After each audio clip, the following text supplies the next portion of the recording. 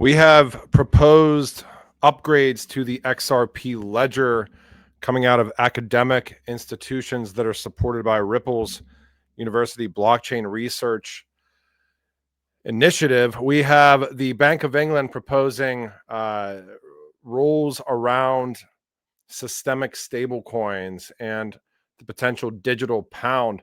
Managing director of DTCC at Chainlink SmartCon talking about upgrading the current system. We'll play that clip. Charles Hoskinson saying that ADA is an ISO 20022 coin alongside XRP, HBAR, Algorand, and others.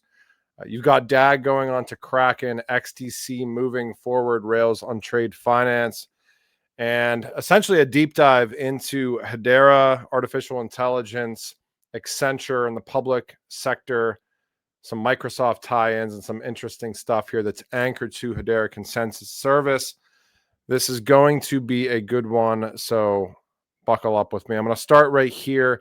We're just going to hop right into this Chainlink SmartCon clip because it's short enough, and I think it's pretty impactful to tell everybody where the world is heading as far as crypto is concerned.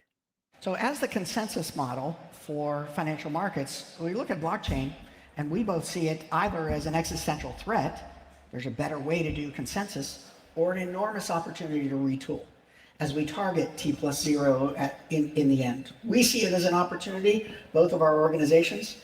We're looking to leverage the way that, and change the way that financial markets work using this technology. There's really not a better conduit than our organization. So Jürgen mentioned 43 trillion in assets. We represent $100 trillion worth of assets.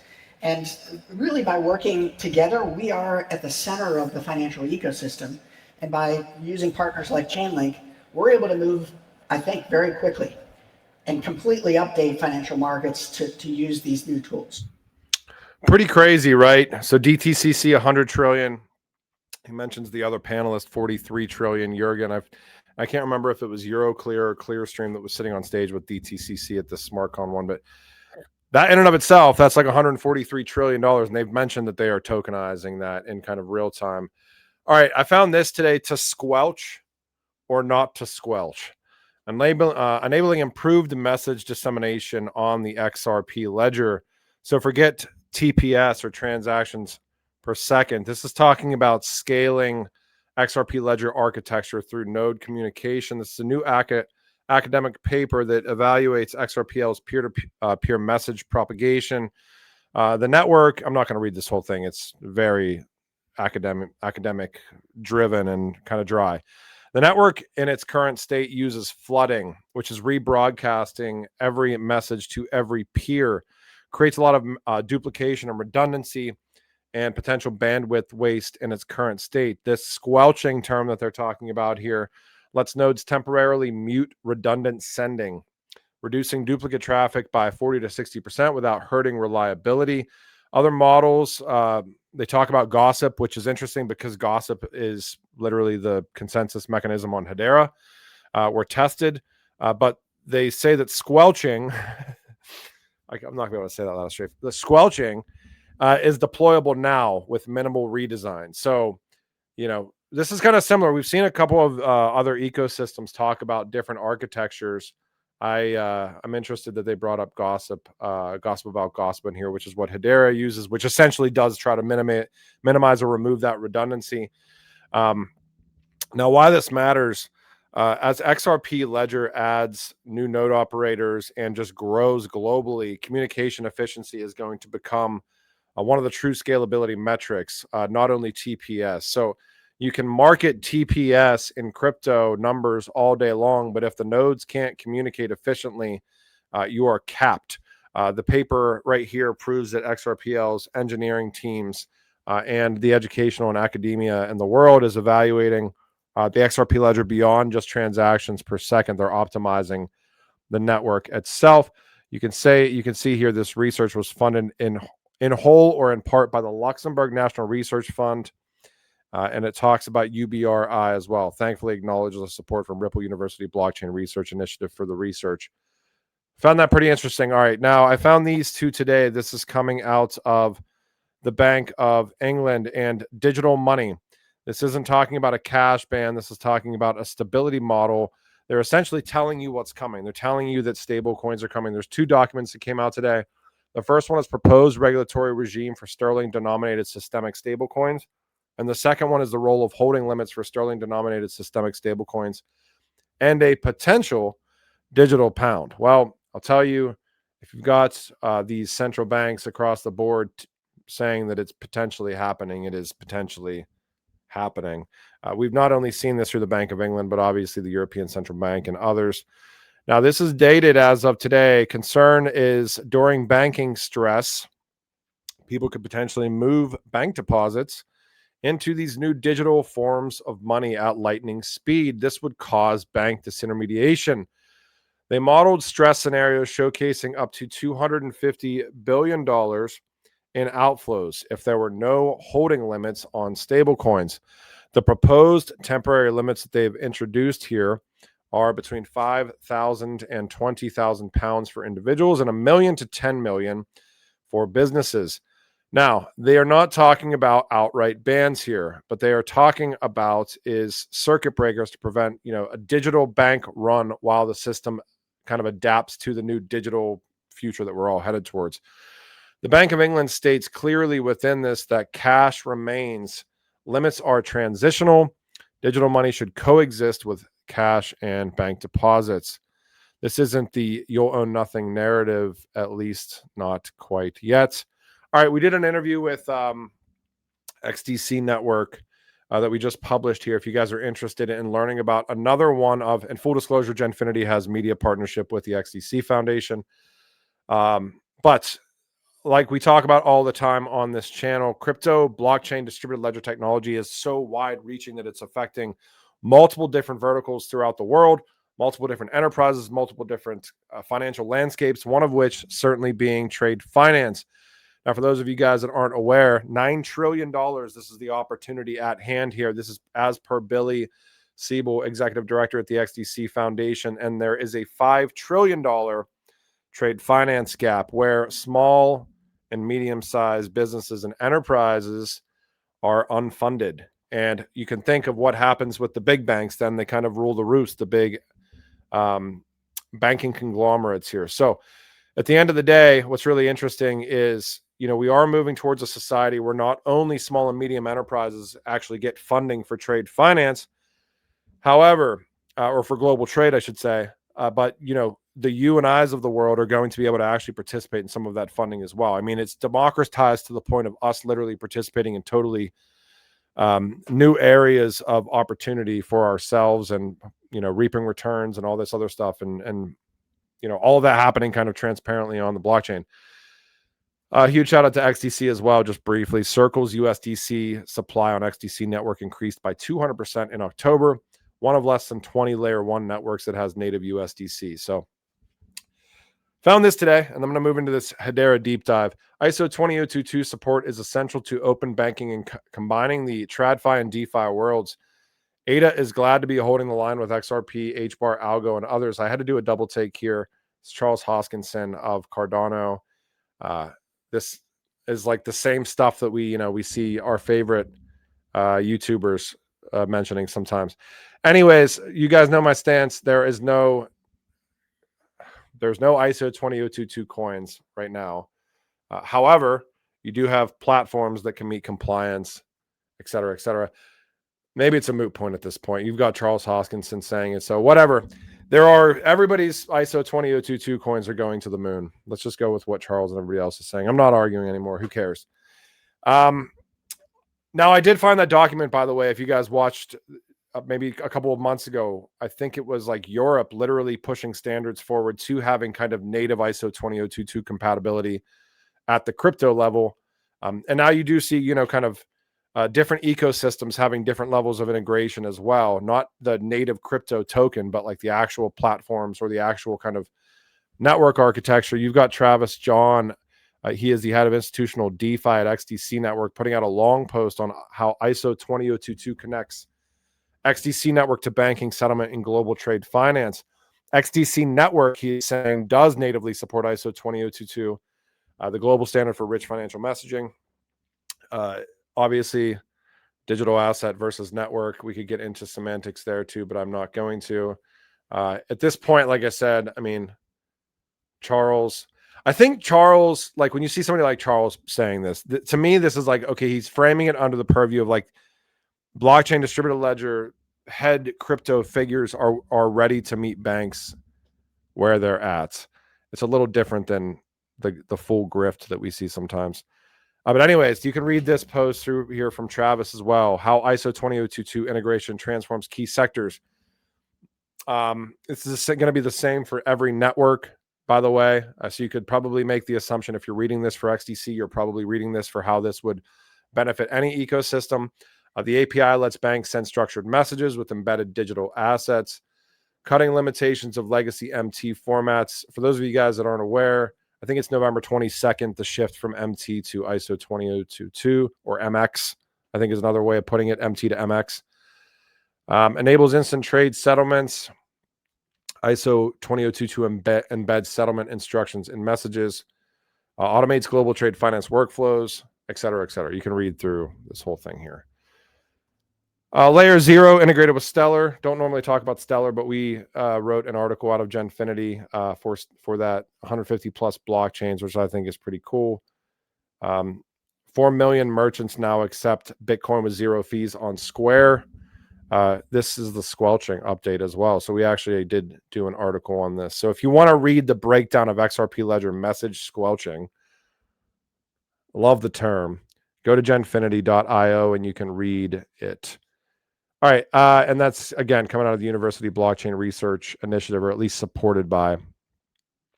Kraken announced Constellation Network listing and InkBridge. So a huge shout out to the full disclosure, Genfinity has a media partnership with Constellation as well. But I think, you know, especially in the United States, we've talked about in crypto, we always talk about a level playing field. And for those that have been in this industry for a while and kind of maybe broadly understand the inner workings of how crypto works, we say level playing field, democratization of finance and all this stuff, but a lot of networks have kind of been gate kept out of a lot of areas. So I wanted to give a huge shout out to the Constellation ecosystem and community. I know they've been waiting on a tier 1 in the United States and Europe for a while. Now, full disclosure here, this is not financial advice from my end. Make sure you're doing your due diligence. I believe that the way DAG is listed on Kraken is natively to Inc., which is the layer 2 that Kraken has that runs on Optimism, is not native to Constellation mainnet. So I think that there's bridging involved to be able to get it on there. My understanding is the listing process for native mainnet DAG was just going to take a lot longer. So DAG listed, but you have to have it kind of on the Inc. network first. But you've got Kraken supporting it as well. So this is, you know, awesome to see. And hopefully they get more tier 1 exchanges. Who knows? All right, Hedera has been added to Google Cloud BigQuery public data sets, enabling highly scalable cross-chain data and accessibility. Some of you guys may know, obviously, Google sits on the Hedera Council. But as they continue to onboard the world's largest orgs, I actually think I saw somebody run up governing council members of Hedera, and it's over like $4 or $5 trillion market cap, I think, which is pretty interesting. Now, it would be great to see some of those Hedera council members starting to leverage the native asset in certain ways. And I'm sure maybe there's stuff going on behind the scenes that we don't know about yet. But, you know, we're starting to see things about, you know, XRP treasury, and obviously there's Bitcoin treasury aspects out there. But I do think that we should hopefully start to see some of this stuff and some of these other, you know, utility-driven ecosystems, which I would consider Hedera to be a part of. Full disclosure, Genfinity does not have a media relationship with Hedera Foundation, but we do have a media relationship within Hedera. So make sure you're doing your due diligence here. But essentially, this is going to enable users to compare transactional costs between Hedera and other blockchains, track tokenized assets, analyze smart contracts, et cetera, et cetera. So better for data and the ability to query or ask questions surrounding that data. Now, I wanted to focus on this before I ended, and I hope those of you guys that stuck around at the beginning stick around for this, because I think this is a really interesting, maybe a little bit of a deep dive here. For some context, you can go back to other videos that I've done around Hedera, NVIDIA, EQTY Labs, and artificial intelligence, and then Accenture, which we know for the public sector is tied up with EQTY Labs, and all of this stuff uses Hedera. Now you've got Tata again crushing it, a massive moment for Hedera, DLT, and artificial intelligence as a whole. This is Accenture presenting their Nav AI platform and showing how AI agents can coordinate, audit, and act securely across sovereign infrastructure, with Hedera providing the trust layer or the consent layer to all of this. Enterprise adoption is happening right now. Now, this is 10 minutes long. I'm not going to play this whole thing for you here, but this is built on Nebius AI's cloud for AI innovators, from generative AI, open source model endpoints, or for okay, you can go to a different site. Anyways, I'm going to follow them because this ties in a little bit deeper here. This is powered by Hedera and EQTY Lab Studio, anchored to the Hedera consensus service and deploying on-premise globally to rapidly drive real enterprise value. Now, where you can see it here is AI factories like Nebius, powered by Accenture's industry-specific AI solutions, will help drive artificial intelligence economy growth and transformation. Right over here is where we're going to zoom into. And you can see it right here. The node ID, the date, the time, who it was registered by. And you can see it's anchored on HCS. That is, I believe, Hedera Consensus Service. Now, what also is interesting, and he ties this in, Nebius announces a multi-billion-dollar agreement with Microsoft for AI infrastructure. I'm going to read this too. Nebius announces multi-billion-dollar agreement with Microsoft for AI infrastructure. This is September 8th. Under this multi-year agreement, Nebius will deliver dedicated capacity to Microsoft from its new data center in Vinland, New Jersey, starting later this year. I want to read this first. So this is from Ricola63 on Reddit. I got to go to Reddit more because some of these people are really good at deep diving. Brian Rich, and I've showed this guy before. He is the global executive artificial intelligence lead at Accenture Public Sector. So this is where Hedera stuff is tied into. This is what Accenture tied in with EQTY Lab, which uses Hedera. It's in defense, health, and government, data, and AI. So he is a big wig, senior managing director and global lead for artificial intelligence for the public sector at Accenture. This guy's Reddit post says, Brian Rich, who's the guy we just talked about, leads a multi-billion-dollar global AI business at Accenture as senior managing director and global lead for artificial intelligence across the public sector, defense, and health. We just said that. He oversees the generative AI lab in Brussels, a network across EMEA that develops and tests AI solutions for government and enterprise transformation. Additional context here. I did a deep dive into this a while ago, and EQTY Lab actually got into the Brussels lab at Accenture like a year and a half or 2 years before the partnership was announced. So this has been being trowed out for a while. You can go back and look that up. Actually, I'm kind of in I want to search for it mode. Accenture, Brussels, EQTY Lab. Let me see. Yeah, Brussels AI Lab. Testing and deploying verifiable compute. So this isn't the one I've wanted to find, but this is the one that popped up. So I'll show this. Accenture's Brussels AI Lab for public sector in EMEA and UK will be testing and deploying verifiable compute on NVIDIA. That's the product name, by the way, that leverages Hedera. It's verifiable compute.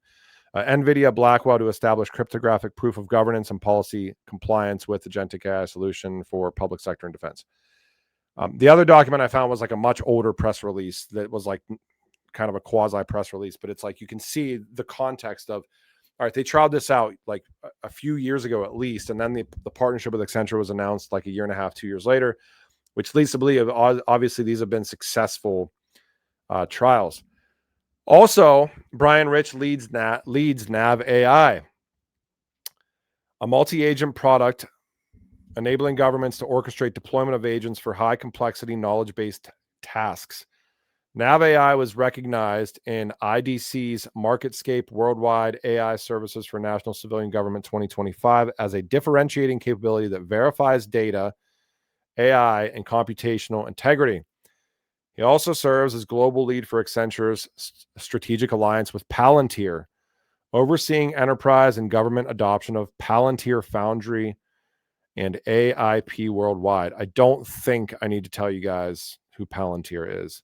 But above and beyond all of that, Brian is also the author of, quote, The Risk of Not Building a Consensus on Artificial Intelligence and Defense, published by the Royal United Services Institute, which warns that inconsistent AI governance in defense poses major strategic risks. There's a lot of senior figures out there across the industry, but I'm not sure, says Ricola63 on Reddit, that given a 100% choice of all global figures, there could be a more exciting and meaningful relationship than this one for any DLT. And you can see Brian has been supporting some Hedera stuff here as well. Cybersecurity, data, and AI, Accenture Federal. They're excited to announce that Accenture Federal Services won a $90 million prime contract for data analytics. You can go back far enough and find some, I think, additional support from Hedera other than just the one retweet here. Anyways, I thought that was pretty interesting, and I'm just going to continue that story as it develops because I feel like it's one worth continuing. Here's the document I wanted to share with you because it was going to make me mad if I couldn't. As more governments look at AI rules, Accenture tests software to help companies comply. This is over a year and a half ago, February 9th, 2024. Los Angeles-based EQTY Lab created a new method, et cetera, et cetera. Oh, am I getting... No. So this is went for a while now. This was at this Brussels lab. So this is a good couple of years at this point almost. And then I want to leave with this. I was supposed to do a debate between XRP and Solana today, but Matt Hamilton had to drop out due to a conflict in schedule. But I did meet with the individual from Solana here and going to try to... I don't have a lot of one-on-one interviewee type stuff with Solana, but going to try to get kind of an interview with Solana next week, pro bono. So that is not a sponsored interview that you'll see. It's just going to do an interview. Going to talk about some of this stuff: internet capital markets, privacy, creator tokens, X402, and AI prediction, all this stuff here. So, but I do hope at some point we get to kind of do, I don't know. I think a meaningful debate that is supposed to educate people would be cool, but I don't know if like a polarizing debate that is just like all pointing fingers and stuff really makes sense. But I don't know. Maybe that debate's better for somebody else to host anyways. Look, guys, as always, I think, we see academic research on updating the XRP Ledger. We see the Bank of England telling you that they're looking into preventing bank runs, digital bank runs, when systemically important stablecoins go live and the potential digital pound goes live. You have artificial intelligence being anchored, verified data for artificial intelligence being anchored on Hedera consensus service. You have Chainlink hosting DTCC, who operates $100 trillion and clears quadrillions. And you've got the guy from DTCC telling you that they're not looking at blockchain and distributed ledger and crypto as competition anymore. They're looking at it as an upgrade to the current system's tooling. I think that's pretty much all that you need to know about what's happening throughout crypto. So yeah, we can be bearish in the short term, and yeah, whatever's going on. I know that the government's supposedly reopening now, and hopefully prices start turning around and stuff. But at the end of the day, it is clear, cut and dry what's happening throughout the world with crypto and blockchain. And it is not a flash in the pan anymore. This is not a niche technology that is going to blow away within the next couple of years.